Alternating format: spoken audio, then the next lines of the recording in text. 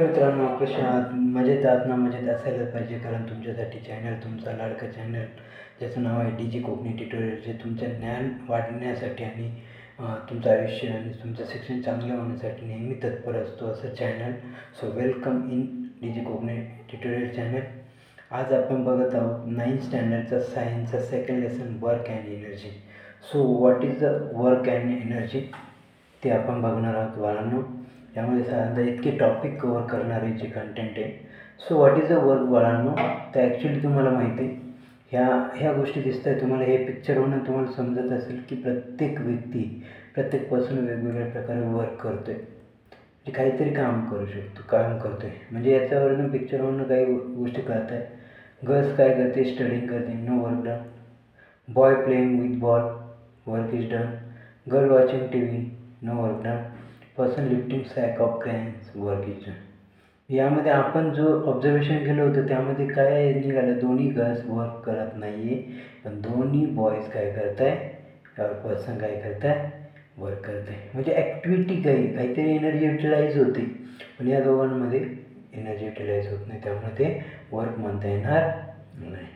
So थोडक्यात mental किंवा physical activity जी घडते कोणत्या व्यक्तीकडनं, ज्यावेळेस आपण पळतो, ज्यावेळेस आपण एक्स्ट्रा वर्क करतो, त्यासाठी आपली एनर्जी युटिलाइज होते, बरोबर ना.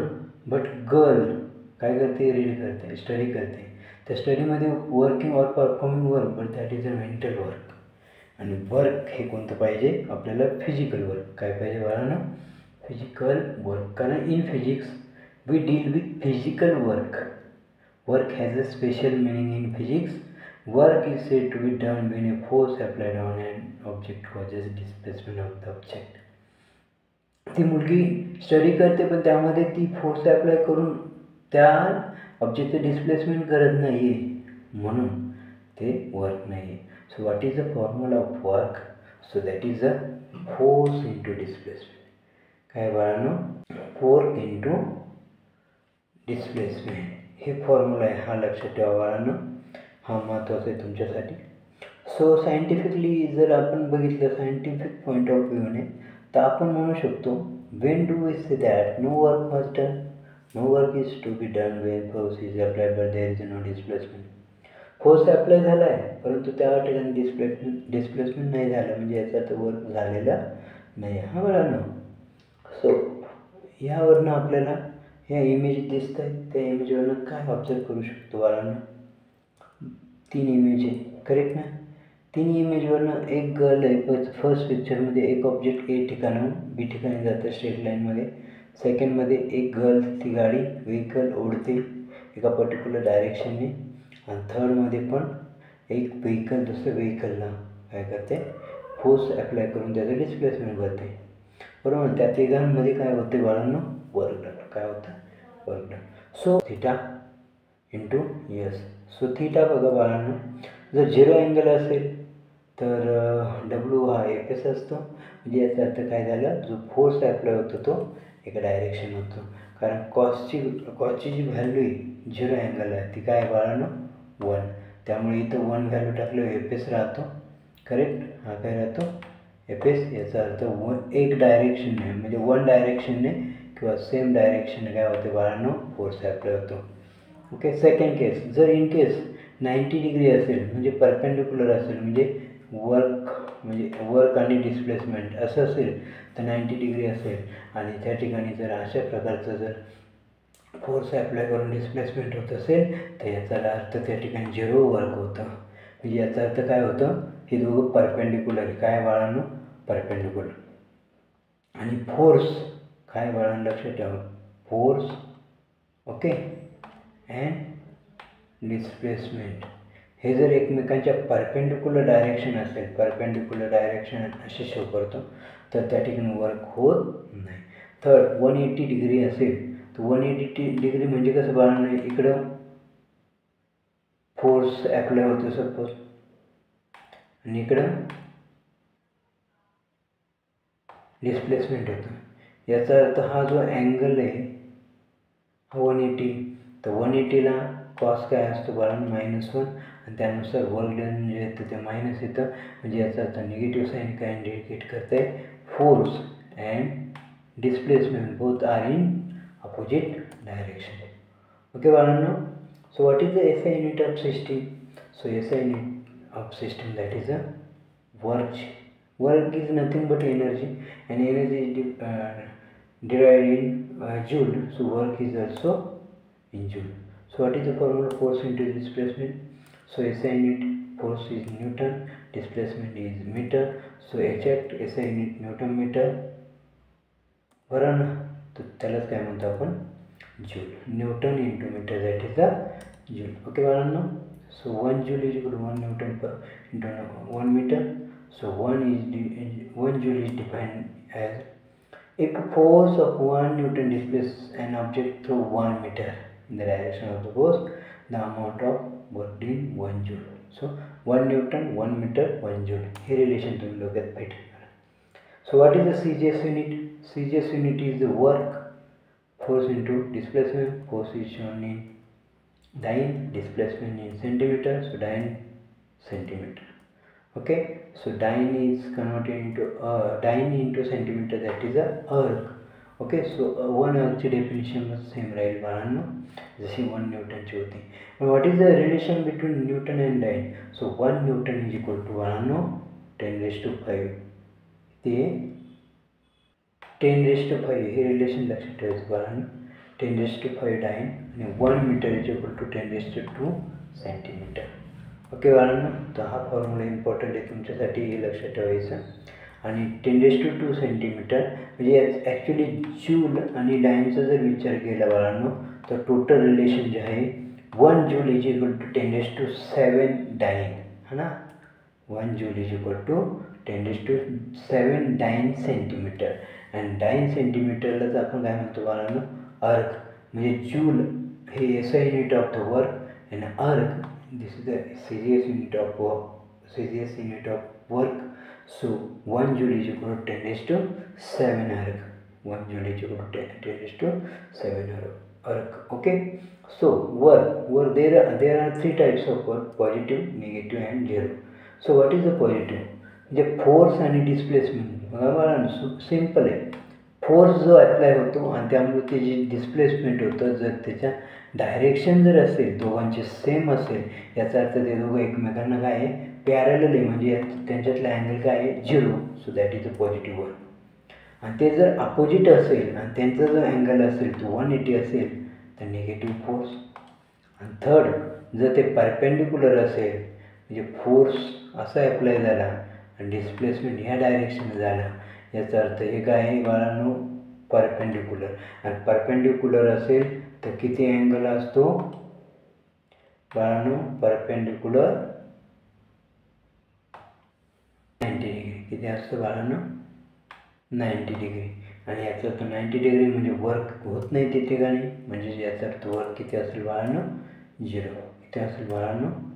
0. ओके, बघा suppose positive work on water, the arms and legs push water behind, so water gets displaced behind and the body moves forward. Okay, बघा फोर्स जो अप्लाय होतोय, बरोबर ना, हा जो फोर्स अप्लाय होतो हा कसा होतोय बाळांनो?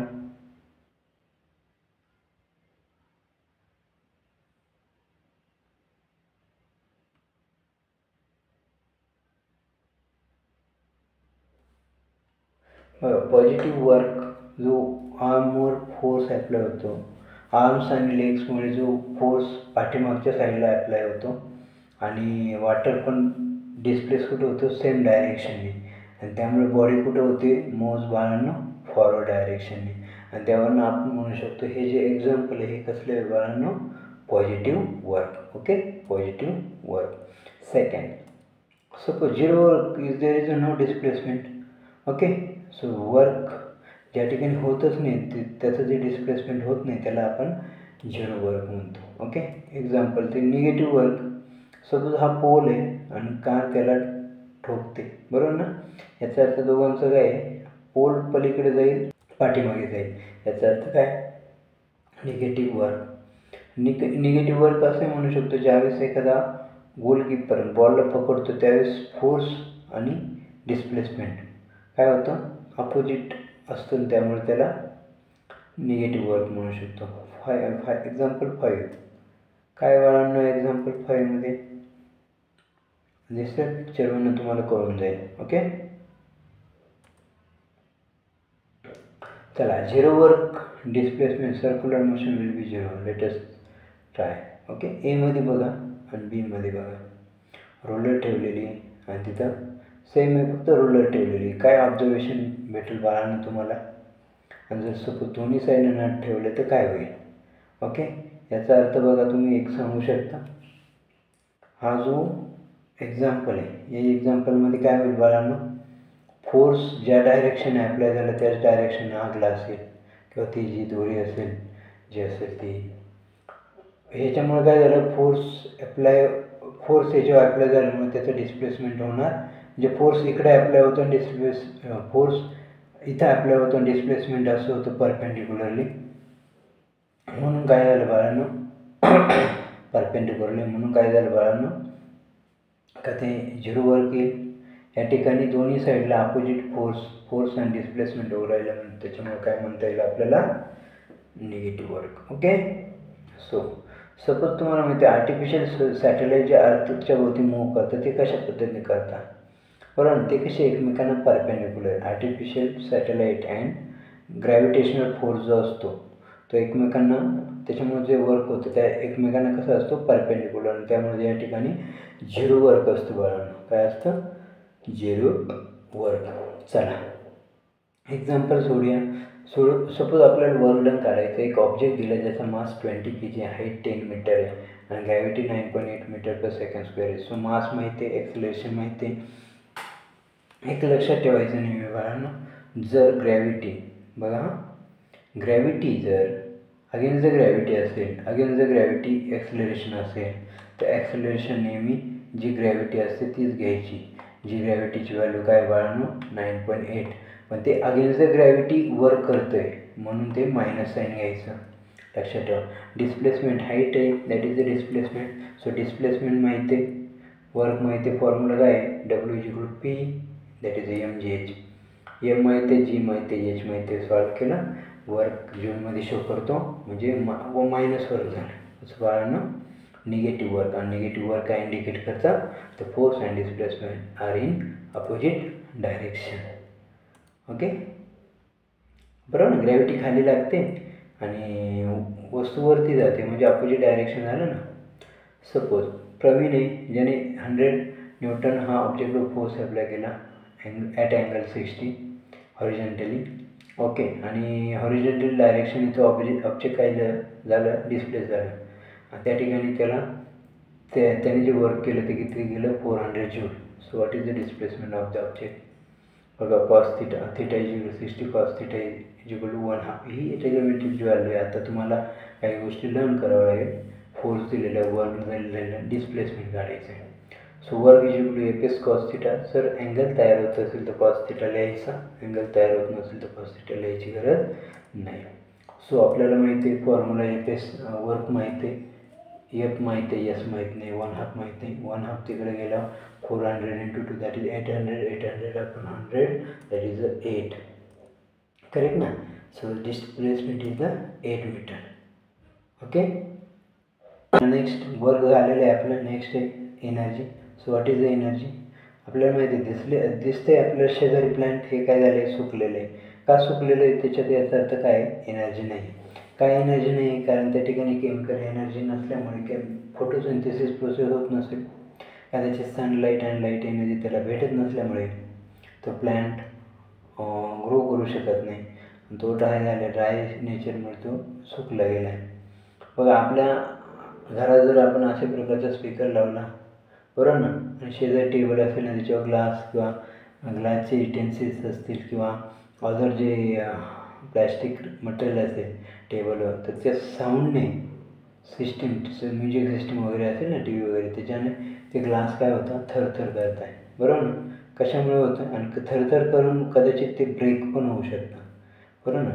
कारण शेवटी व्हॉल्यूम, जो म्युझिक सिस्टीमचा व्हॉल्यूम आहे त्याला काहीतरी लिमिट आहे आणि त्याच्यापेक्षा जास्त झाल्यामुळे व्हायब्रेटिंगमुळे ह्या गोष्टी आपल्याला पाहायला भेटतात. याचा अर्थ आपण काय बोलू शकतो? का त्या ठिकाणी कोणत्या तरी प्रकारची एक एनर्जी. ओके, अजून एक जर आपण हा खेळ खेळलेला आहे असं म्हटलं तरी चालेल की एखाद्या कागदावर जर तुम्ही ही कॉन्व्हेक्स लेन्सवाली मिरर ठेवला, मिरर घेतला आणि तो त्याच्यावर कॉन्स्टंटली ठेवला तर तो कागद पेटला जातो, बरोबर ना. याचा अर्थ इथं काय एनर्जीच आहे. ओके, बर्निंग होतं म्हणजे याचा अर्थ एनर्जी. कोणती एनर्जी? Solar energy. दुसरं आहे मेकॅनिकल एनर्जी. मेकॅनिकल एनर्जी म्हणजे काय की ज्यावेळेस एखादं काम करण्यासाठी, ज्यावेळेस एखादं वर्क परफॉर्म करण्यासाठी ज्यावेळेस एक टाईपची एनर्जी लागते त्याला म्हणतो मेकॅनिकल एनर्जी. ज्यामध्ये आपण म्हणू शकतो कोणत्याही बॉडीला वर्क परफॉर्म करायचं त्याची कॅपॅसिटी लागते आणि ती कॅपॅसिटी जी असते त्यालाच आपण एनर्जी म्हणतो. So what is the SI unit of energy? That is the joule, like work done. And what is the CGS unit? That is the arc like work.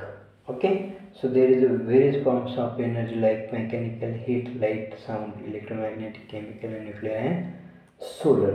So here and also the two forms of energy, that is a potential energy and kinetic energy. Okay, so what is the two forms, potential and kinetic, but these are the types of mechanical energy.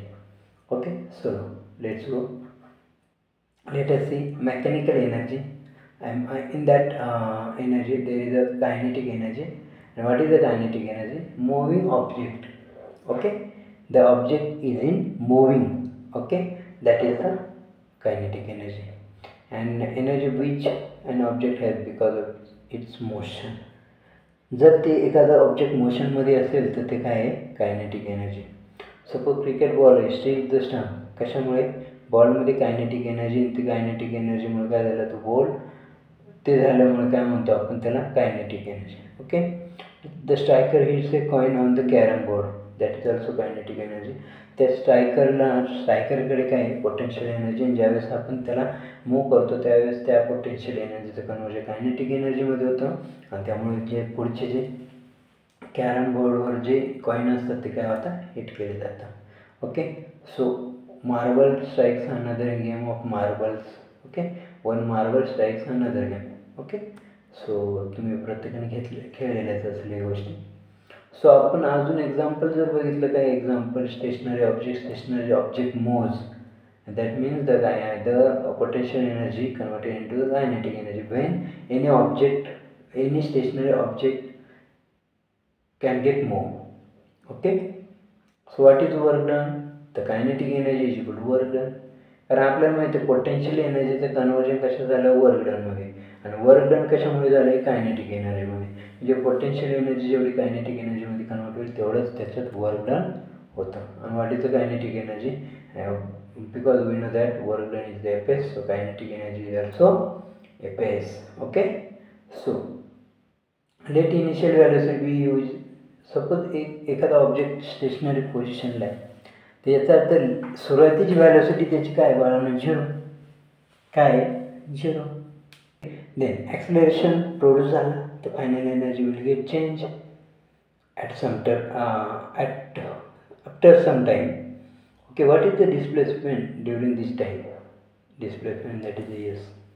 So work done on the system, that is Fs, according to Newton's second law of motion, F is equal to ma. We know that about it.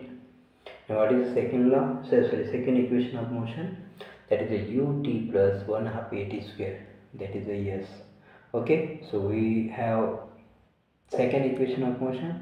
So there is the initial velocity 0, that means total term ut is equal to 0, 1/2 at square. Okay, so what is the S? 1/2 at square.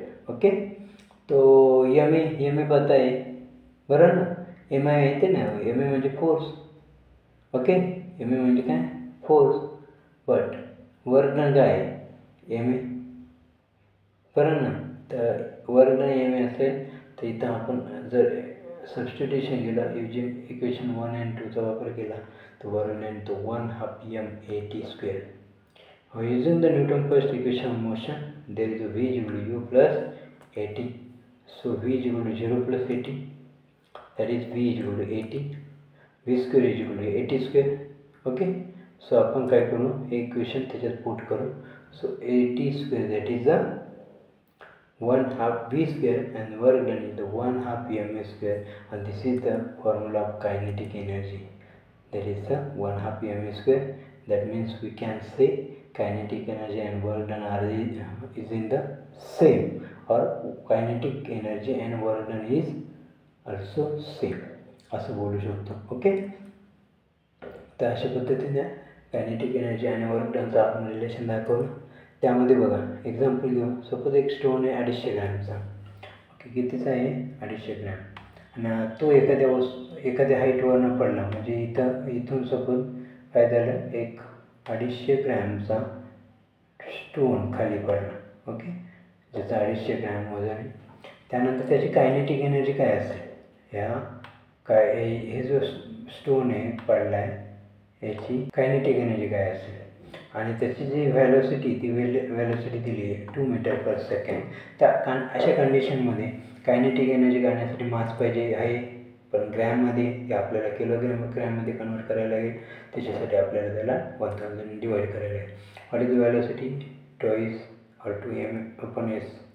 What is the kinetic energy? 1/2 m square. So put the values and solve it, and we get kinetic energy, that is the 0.5 joule. Okay, so what is the potential energy? Potential energy is the stored energy stored in an object because of its specific state or position. Okay, so that is the potential energy. What is the example? Suppose an object mass m at height h above the earth's surface have force equal to mg.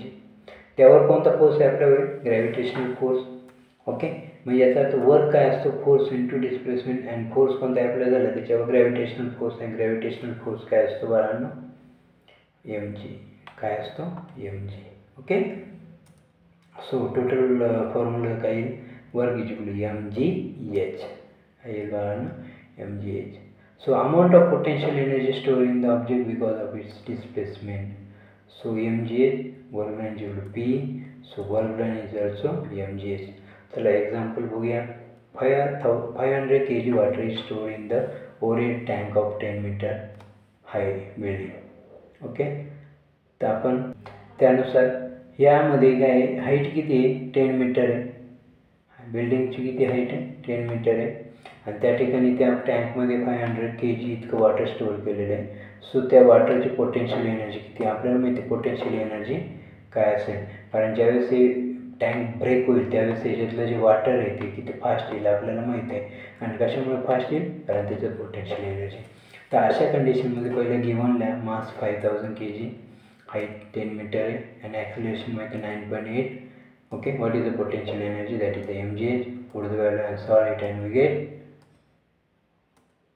44,000 joule. That is the potential energy of the water which is stored in the tank, which is at 10 meter height. Okay, चला potential energy झालं. Then next problem आहे Ajay रातुलचा. Okay, so Ajay आणि अतुल यामध्ये height different आहे. Okay, so both having same potential energy or not? What answer will they have? According to Ajay, P1 mgh1. According to Atul, P2 mgh2. Will they be different? Yes, the answer will be different as two heights are different. Height change असेल तर साहजिकच आहे काय होणार आहे? mgh change होईल ना. mgh change होणार म्हणजेच पोटेन्शियल एनर्जी पण काय होईल बाळांनो? चेंज. आता दिलेल्या इमेजमध्ये तुम्हाला काय दिसतंय बाळांनो? ओके, एक फटाका लावतो, एक काय करतोय? कान दाबतोय. याचा अर्थ काय झालेलं आहे? फायर क्रॅकर्सचं कन्व्हर्जन कशा झालं? केमिकल एनर्जीमध्ये. ओके, आणि त्यामुळे फायर क्रॅकरमुळे लाईट, साऊंड, ओके, या सर्व गोष्टींचा आपल्याला काय होतो? आवाज येतो. Okay, so that is the energy transfer. Okay, chemical energy फटाक्यामध्ये, फायर क्रॅकरमध्ये ती कशात कन्वर्ट झाली? लाईट, साऊंड आणि हीट एनर्जीमध्ये. So that means we can say that the energy transfer from one form to another form. Okay, so there are several energy which are converted into each other. So mechanical energy, electrical energy converted into mechanical energy in the case of engine or fan. Then electric lamp is electrical energy converted into light energy, like secondary cell, like loudspeaker. Electrical energy converted into sound energy. Electric energy is converted into heat energy by heater. Okay, जसं आपण बघितलं तसं opposite reaction पण आहे, त्यानुसार हे transformation of energy. त्यामुळे आपण एक लॉ नवीन बनतो बाळांनो. तो लॉ काय? Law of conservation of energy. Conserve means काय बाळांनो? ॲज इट इज, जसं ते. Energy neither created not destroy but it can only transform from one form to another form. कधीच एनर्जी तयार होणार नाही, नष्ट होणार नाही. ते फक्त एका रूपामधनं, एका फॉर्ममधनं दुसऱ्या फॉर्ममध्ये कन्वर्ट होत राहते. ओके, सपोज इथं दोन पेंडुलम आहे सेम लेंथचे. ओके, थ्रेडनं बांधलेले आणि 2 नट्ससोबत टाईट केले त्याने, बरोबर ना, ओरिजिनल पोझिशनने. तर आपण म्हणू शकतो हे जे पेंडुलम आहे slowly decreases the second pendulum which was initially stationary begins the swing the one pendulum transfers energy to the others. What is the free fall? ज्यावेळेस एखादी गोष्ट एखाद्या पर्टिक्युलर हाईटवरनं सहज फ्रीली खाली पडते त्याला फ्री फॉल म्हणतो. ओके, कशामुळे होतं बाळांनो? Due to the gravitational force applying on it. If there is any object stay in and put at the height, put at the particular height which is some distance from the earth surface. So that means there is the hidden force applying on that object, that is the gravitational force, and that's why the object get fall down if there is no support for that object. So that is the free fall. Okay, apple, like apple काय झालं? सहज खाली पडला. कशामुळे? Due to the gravitational force. But there is no support for the apple, that's why it get fall down. Okay, so potential energy आणि kinetic energy तुम्हाला कळलं की फ्री प्रॉब्लेम ऑब्जेक्ट आहे. Potential energy converted into the kinetic energy. Okay, potential energy converted into kinetic energy. त्यानुसार equation येतात. First equation third equation v² = u² + 2as. Okay, हे जे इक्वेशननुसार टाकलं तर 1/2 mv² तुम्हाला माहिती आहे. आणि कायनेटिक एनर्जी काय येते बाळांनो? mgx. What is the height of the object? h-x. So हे इक्वेशन डेरिव्हेशन जे तुम्हाला शक्यतो नाही विचारलं जात, परंतु माहीत असू द्या. mgh - mgx that is the total energy is equal to the kinetic energy plus potential energy. What is the total energy? kinetic energy plus potential energy. So mgx plus mgh minus mgx get cancelled, that is the mgh, that is the total energy. What is the total energy? mgh. And mgh is also called as potential energy. Okay, so what is the kinetic energy? We know that initial velocity is equal to 0, and we know that also kinetic energy is the 1/2 mass into velocity square.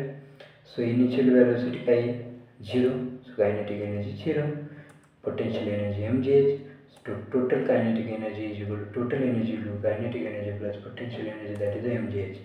जे मागा equation solve केलं त्यानुसार mgh आला ना, आता mgh आला.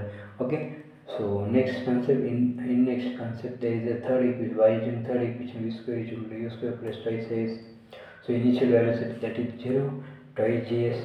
Okay, solve it, then we get potential energy is also 0, total energy is the mgh. Okay, so what do you observe in the image? Next concept is the power. Okay, so work and energy finish केलं आपण. आता next आहे power. So हे image आहे, या दोघांमध्ये फरक दिसतो आपल्याला. जो हे ओल्ड मॅन तो काठीचा आधार घेऊन चाललेला आहे, ज्या ठिकाणी चाइल्ड एकदम इझिली चाललेला आहे. याचा अर्थ दोघांमध्ये पॉवरचा डिफरन्स आहे, म्हणून दोघांचं जे ॲक्टिव्हिटी ती काय आहे? डिफरंट आहे.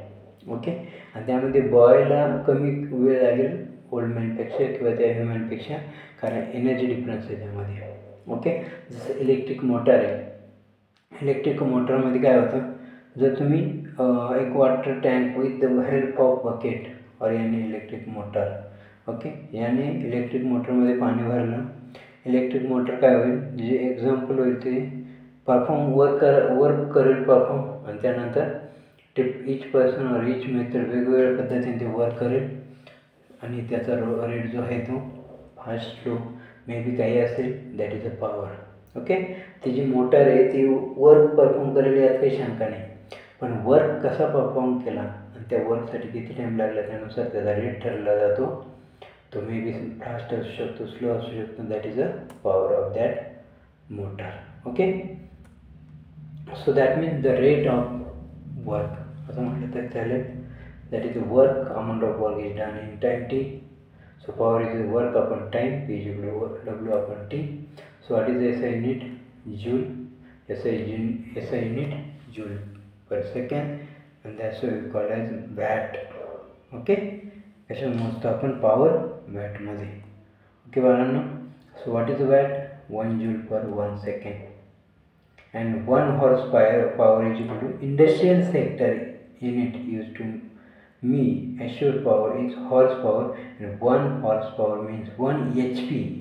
तुम्हाला माहीत असेल ना मोटर आहे 1 HP, अर्धा HP, हाफ HP म्हणतो आपण, 2 HP असं म्हणतो ना. सो HP म्हणजे horse power. 1 horse power is equal to 746 watt. So kilowatt means 1000 joule work. Okay, perform in 1 kilowatt in 1 second. So this is the kilowatt concept. So there is a 1 kilowatt is equal to 3.6 into 10 raised to 6 joule. हे relation लक्षात ठेवा. आपल्या light बिलामध्ये हेच पद्धतीने विचारलं जातं किलोवॅटमध्ये. कारण आपल्या याच्यात पॉवर असते ना, प्रत्येक बल्बची लाईट किती युटिलाइज झाली ते मॅटर करत नाही. कोणत्या प्रकारचं इन्स्ट्रुमेंट तुमच्या घरात, कोणत्या प्रकारचे इलेक्ट्रिकल ॲप्लायन्सेस तुमच्या घरात किती प्रमाणात ती एनर्जी किंवा ती हीट ओढली जाते, त्यानुसार ते पॉवर किती जाते त्यानुसार तुमचं युनिट यूज केलं जातं आणि त्यानुसार तुम्हाला लाईट बिल येतं. Okay. So 1 kilowatt is equal to 1 unit. 1 unit पडलं म्हणजे याचं काय झालं, 1 किलोवॅट इतकी लाईट तुम्ही वापरली, त्यामुळे ते 1 युनिट पडलं. ओके. हे जे वॅट युनिट आहे हे कशावरून आलं? जेम्स वॅट नावाचे जे सायंटिस्ट आहेत त्यांच्या सरनेमवरनं. त्यांनी इंडस्ट्रियल रिव्हॉल्युशनमध्ये इन्व्हेन्शन केलं आहे व्हॅट, म्हणून त्यांना पॉवरचं SI युनिट काय ठेवले? वॅट. आणि त्यामध्ये त्यांनी काय केलं? हॉर्स पॉवर ही टर्म यूज केली होती. Suppose Sorali takes 20 second to carry a bag weighing 20 kg to a height of 5 metre. So तिच्याकडे पॉवर किती असेल? पहिल्यांदा काय करायचे म्हणले? मास 20 आहे, हाईट 5 मीटर आहे, टाईम 20 सेकंड आहे.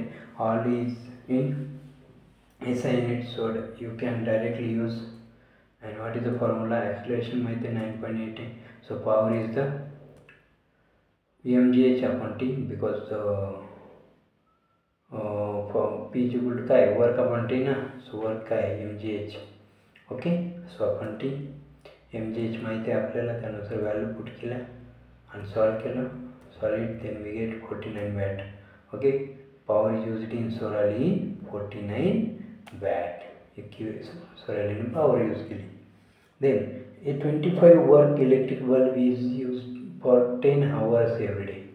म्हणजे 25 वॅटचा बल्ब आहे जो 10 आवर्स प्रत्येक दिवशी लावला जातो, युटिलाइज केला जातो. तर साधारणतः ती इलेक्ट्रिसिटी इथे किती कंझ्युम केली जाईल? पहिल्यांदा घेऊन लिहून घ्या. पॉवर किती? 25 वॅट. आपल्याला त्याला किलोवॅटमध्ये कन्वर्ट करायचं आहे म्हणून 1000 डिवाइड करावं लागेल. त्याने एनर्जी, दॅट इज टाईम किती आहे? 10 hours. Okay. So electrical energy consume किती आहे? So electrical energy consume is equal to power into time. So power तुम्हाला दिलेलं आहे. ओके. टाईम दिलेला आहे 10, त्यानुसार मल्टिप्लाय केलं तर किती येईल? 0.25 किलोवॅट इतकी इलेक्ट्रिसिटी तो बल्ब कंझ्युम करेल. ओके बाळांनो. थर्ड जो एक्झाम्पल येते आहे, an electrical pump has 2 kilowatt power. एक इलेक्ट्रिकल पंप आहे ज्याच्याकडे 2 किलोवॅट इतकी पॉवर आहे. सो तो pump lift every minute to a height of 10 metre. प्रत्येक वेळेस तो 10 मीटरनं वरती सरकतो आहे. ओके. तर अशा कंडिशनमध्ये वॉटर किती पंप करेल ते सांगायचं. So power is the 2 kilowatt, that is 2000 watt. Height is the 10 metre. Time is the 1 minute, that is 60 second. Correct ना? Where is the 1 minute? Every minute इथं दिलेलं बघा. सो ॲक्सिलरेशन माहिती 9.8 असणार आहे. सो फॉर्म्युला माहिती आहे P = mgh upon t. So ज्या व्हॅल्यू माहिती त्या पुट करा. किती पाणी ओढणार म्हणजे याचा अर्थ किती वाटर जे ओढणार आहे त्याला काय असणार आहे, मास, म्हणजे एम काढायचं आहे आपल्याला, बरोबर ना. पी टी माहिती आहे, जी एच माहिती आहे, सर्व व्हॅल्यू पुट करायचे, कॅल्क्युलेशन करायचं. आता हे कॅल्क्युलेशन जर तुम्हाला येत नसेल बाळांनो, तुम्ही कमेंट्समध्ये टाकू शकता. मी नक्कीच तुम्हाला चांगल्या प्रकारे सॉल्व करण्यासाठी हेल्प करेल. Okay. Then there is a 1224.5 kg इतक्या क्वांटिटीमध्ये ते वॉटर ओढलं जाईल त्या पंपद्वारे. ओके, लिफ्ट केलं जाईल. ओके. नेक्स्ट एक्झाम्पल आहे, if A 1200 watt electric iron is use daily for 30 minutes, how much total electricity. Okay. So 1200 watt आहे म्हणजे 1.2 kW time 30 minutes into 30 days म्हणजे मिनिट टू सेकंड करायचं ना बाळांनो. सो नाही, मिनिट टू डेजकडे जायचं ना. सो 60ने त्याला काय करावं लागेल, डिवाईड करावं लागेल. त्यानुसार मिनिटला पहिल्या सेकंडमध्ये सॉरी हावर 30 मिनिट म्हणजे काय, किती hour, half hour. Half hour कसं लिहितो, 1/2. 1/2 म्हणजे काय, 30/60. एका 1 तास आणि असे किती दिवस, 30 तास, बरोबर ना. सॉरी 30 दिवस. तर टोटल हे जे हावर लागणार आहे ते किती लागणार आहे, 0.5 hour into 30 days. Okay. So total 15 hours किती लागणार आहे. तसंही बघा ना, एका दिवसाला अर्धा तास म्हणजे 30 दिवसाला त्याचे अर्धे करा ना, 15 hours लागणार. Okay. Next, if the energy of the ball falling from a height of 10 meters is reduced by 40%, how high will it rebound. Initial height काय आहे, 10 मीटर. इनिशियल एनर्जी काय आहे, 100. फायनल काय येईल, 100 - 40 that is 60. Okay. So final height काय आहे, P is equal M J, value put करा दोघांना सॉल्व करा.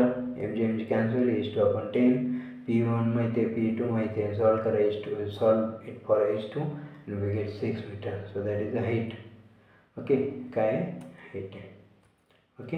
अशा पद्धतीनं मित्रांनो, बाळांनो, आज आपण work and energy and power हा लेसन पण संपवलेला आहे आणि यानुसार तुम्हाला चांगल्या पद्धतीने समजावण्याचा प्रयत्न केलेला आहे. त्यानुसार तुम्ही व्यवस्थित स्टडी करा.